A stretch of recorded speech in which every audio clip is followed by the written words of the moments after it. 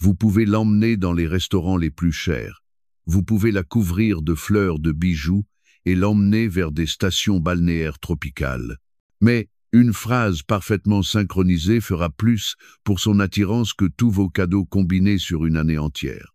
Pourquoi? Parce que la plupart des hommes essaient de l'acheter. Seule une poignée d'élus comprend comment l'activer. Ils connaissent intuitivement ou consciemment le secret ultime, le corps d'une femme est un verrou. Et la clé de ce verrou ne se trouve pas dans votre portefeuille ou vos muscles, elle est dans son esprit. Et cette clé est verbale. Sigmund Freud, lui-même un homme qui a décrypté le subconscient humain, parlait du pouvoir magique des mots. Il comprenait que les mots ne sont pas de simples ondes sonores. Ce sont des codes qui contournent la conscience et frappent le centre de contrôle des émotions, des désirs et des instincts, en particulier le centre de contrôle féminin. Et aujourd'hui, nous allons démolir le plus grand mythe masculin. Je ne vais pas vous donner de conseils sur la façon d'être un homme gentil. Au lieu de cela, je vais vous montrer 5 phrases qui sont de pur aphrodisiaque. 5 clés verbales, 5 déclencheurs psychologiquement chargés qui ciblent son côté animal, contournant les filtres de la logique et du bon sens. Cette connaissance est dangereuse parce qu'elle fonctionne sans faute. Ce que vous êtes sur le point d'apprendre est dangereux parce que cela fonctionne à chaque fois.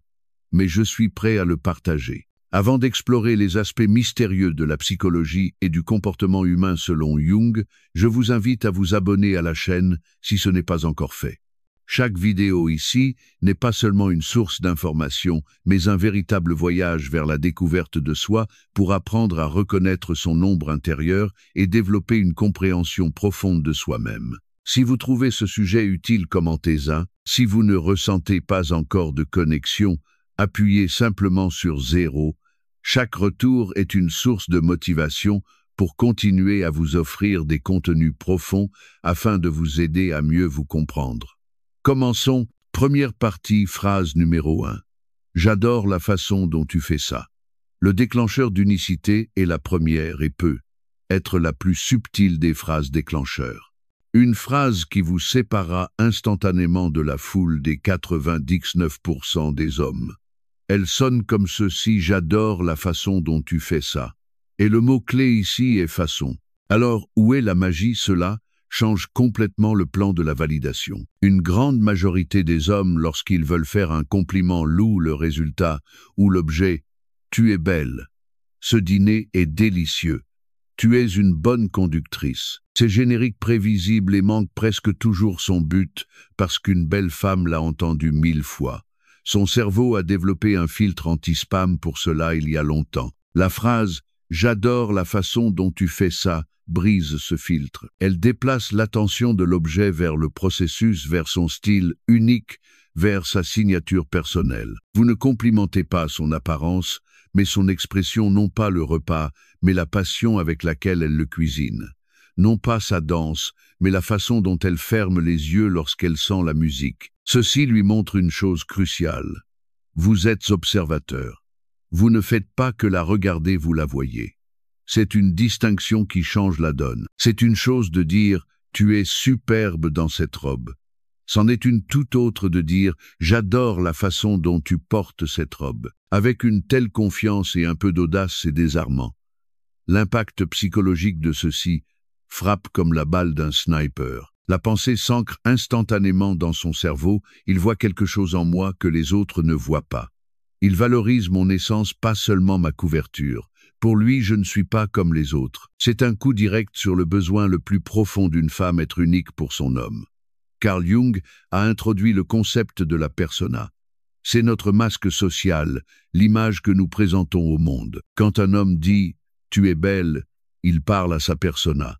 Mais quand vous dites « j'aime la façon dont tu plisses ton nez quand tu ris », vous ne parlez pas au masque, vous parlez à la vraie elle. Vous voyez une fissure dans son armure et vous lui dites que cette fissure est belle. Cette phrase est la confirmation verbale de son exceptionnalisme. Dans un monde où tout est standardisé, vous lui offrez le cadeau le plus précieux, la reconnaissance de son irremplaçabilité. Et après quelque chose comme ça, une femme commence à vous voir à travers une lentille complètement différente parce que vous n'êtes plus juste un autre homme. Vous êtes devenu celui qui l'a comprise. Deuxième partie, Phrase numéro 2.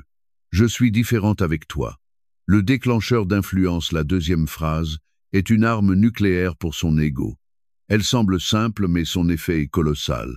Je suis différent avec toi, ou des variations comme « tu fais de moi un homme meilleur » ou « autour de toi j'ai l'impression de pouvoir déplacer des montagnes ». Comment ça marche? Un homme par nature est un vecteur de force se déplaçant dans une direction spécifique. Et la plupart des hommes dans leurs interactions avec une femme projettent leur constance, leur stabilité. Je suis qui je suis. Cela fonctionne pour créer un sentiment de fiabilité, mais cela ne crée pas d'attirance. L'attirance est toujours une question de dynamique, de changement. En disant « je suis différent avec toi », vous lui montrez qu'elle n'est pas seulement une passagère dans votre vie.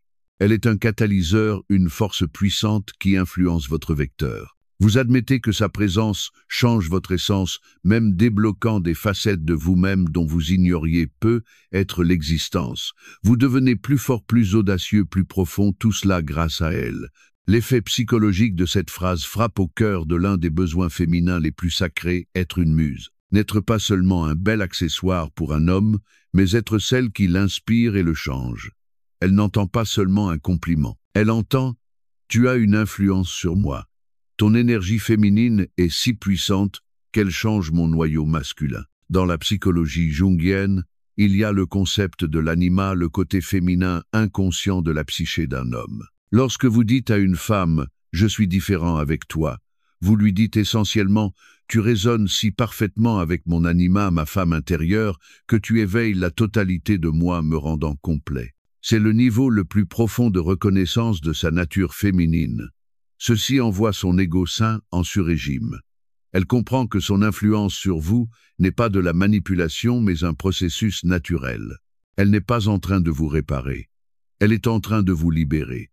Pour une femme, il n'y a pas de plus grand aphrodisiaque que de sentir sa propre signification dans la vie d'un homme. Vous ne lui donnez pas seulement des fleurs, vous lui donnez le sentiment qu'elle est la co-autrice de la meilleure version de vous-même. Cette phrase est complètement désarmante car elle montre votre force à travers la vulnérabilité. Seul un homme vraiment fort et sûr de lui n'a pas peur d'admettre qu'une femme l'influence. Un homme faible essaiera de prouver son indépendance. Un homme fort montrera qu'avec la bonne femme, il devient encore plus fort. Et c'est précisément ce qui vous rend incroyablement attrayante à ses yeux. Troisième partie, phrase numéro 3. Je veux me souvenir de ce moment. Le déclencheur de profondeur, la troisième phrase, est une machine à remonter le temps. C'est un outil qui transforme toute situation ordinaire en une légende, un moment qu'elle rejouera dans son esprit avant de s'endormir. Elle se présente comme ceci, je veux me souvenir de ce moment. Comment ça marche? Nous vivons dans un flux constant. Un dîner, une promenade, une conversation en voiture, tout passe vite et s'estompe de la mémoire. 99% des rendez-vous ne sont que des façons agréables de passer le temps, rien de plus. Cette phrase agit comme un arrêt sur image verbale. Vous appuyez littéralement sur pause et dites « Ceci là maintenant c'est important ». Vous ne lui dites pas seulement qu'elle vous plaît. Vous montrez que vous aimez le monde qui prend forme lorsque vous êtes ensemble. Vous valorisez non seulement elle, mais l'atmosphère, l'énergie, l'instant même que vous créez. Cela élève votre relation de la catégorie de lui et elle à la catégorie de nous. Par exemple, vous êtes assis à un café en plein air. Elle raconte une histoire avec passion en riant. À cet instant, vous arrêtez de sourire, la regardez avec un sérieux complet et après une courte pause, vous dites « Attends, je veux me souvenir de ce moment. Juste là, c'est ça. » L'effet est une bombe qui explose dans son âme. Une soirée ordinaire vient de devenir un événement historique. L'effet psychologique de cette phrase est qu'elle frappe au cœur même de la nature romantique d'une femme. Une femme pense en histoire, pas en événement. Elle ne veut pas seulement un rendez-vous, elle veut votre histoire. Avec cette phrase, vous la rendez claire. Ce n'est pas juste un rendez-vous, c'est le début de notre histoire. Je suis l'homme qui voit quelque chose de plus dans tout ça. Cela ajoute instantanément une qualité cinématographique et une signification à votre relation. Elle n'est plus juste une fille que vous fréquentez. Elle devient l'héroïne d'un roman, votre roman. Ceci crée un lien émotionnel incroyablement puissant, car vous montrez que vous valorisez non seulement l'avenir avec elle, ou le passé, mais le présent lui-même. Vous savez être ici et maintenant et vous en voyez la valeur. Freud parlait de la façon dont les souvenirs d'enfance façonnent toute notre vie. Cette phrase est l'acte de créer un souvenir d'adulte partagé en temps réel. C'est comme si vous lui disiez « Créons le moment sur lequel dans 10 ans nous nous remémorerons comme le début de tout ». Vous programmez son esprit pour une relation à long terme, montrant que vous pensez non pas en termes d'une seule nuit, mais à l'échelle de l'éternité. C'est après des moments comme ceux-ci qu'elle commence à vous voir non seulement comme un amant, mais comme un partenaire de vie potentiel, un homme qui peut trouver la magie dans le banal. Et c'est l'une des qualités masculines les plus rares et les plus précieuses. Quatrième partie. Phrase numéro 4. Tu me rends fou. Le déclencheur de pouvoir. Et maintenant nous arrivons au déclencheur le plus aigu, le plus dangereux et le plus puissant.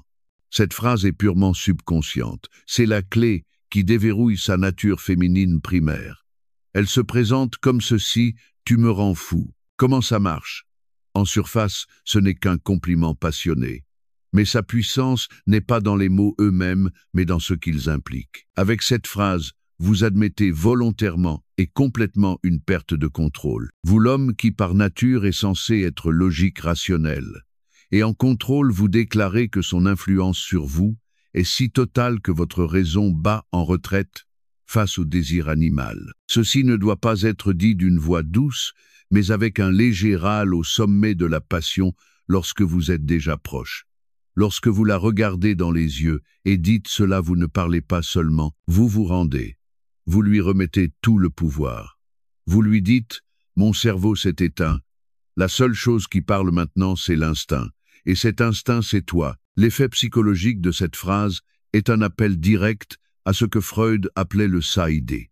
C'est notre nature animale, le réservoir des instincts, des désirs et de la libido. Lorsque vous dites « tu me rends fou », vous ne parlez pas à son esprit ou à son ego, vous parlez directement à son ça. Et son subconscient entend « mon pouvoir sur lui est absolu. Mon pouvoir féminin peut briser son contrôle masculin. » Pour une femme, c'est la validation ultime de son attractivité et de son pouvoir sexuel. Dans le monde moderne où tout le monde parle d'égalité, nous oublions souvent la polarité primaire du masculin et du féminin. Un homme veut dominer le monde et une femme veut dominer l'homme qui domine le monde. Avec cette phrase, vous lui permettez de ressentir ce pouvoir total pendant un instant, et cela à son tour la rend folle. Ceci active ses instincts les plus anciens. Elle se sent désirée non pas à un niveau logique, mais à un niveau chimique, un niveau primaire, un niveau de magnétisme animal. Cela l'absout de toute responsabilité. Si elle vous rend fou, alors tout ce qui se passe ensuite n'est pas sa décision rationnelle. C'est une force de la nature. C'est inévitable. Et c'est exactement ce qui permet à une femme de se laisser complètement aller et de s'abandonner à l'instant. Ceci est le niveau de profondeur que vous trouverez dans chacune des vidéos de notre chaîne. Si c'est l'approche que vous recherchiez, le moment est parfait pour vous abonner. Cinquième partie, phrase numéro 5, je veux t'écouter. Le déclencheur de confiance.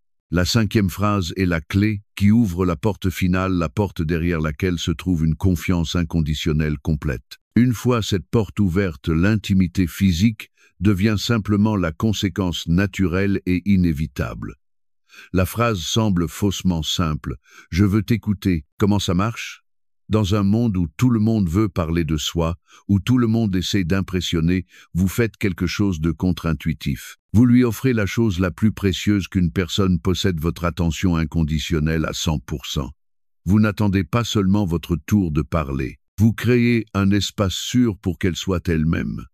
Cette phrase ne doit pas être dite en passant. Elle doit être utilisée lorsqu'elle partage quelque chose peut être avec une certaine hésitation ou incertitude. Vous l'arrêtez, lui prenez doucement la main, la regardez dans les yeux et dites « Attends, c'est important. Je veux t'écouter. » À cet instant, le reste du monde cesse d'exister pour elle.